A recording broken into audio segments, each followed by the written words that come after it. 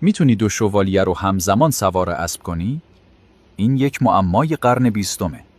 قانون اینه که تصاویر اسب نباید روی هم قرار بگیرن. در نگاه اول خیلی آسون به نظر میرسه.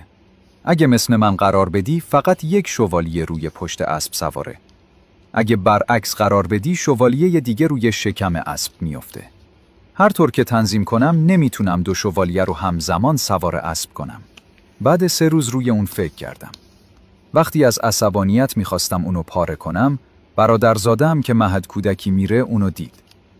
گفت توی مهد کودک این بازی رو کرده. خیلی آسونه. پس این 2 تصویر رو اینطور کنار هم گذاشت.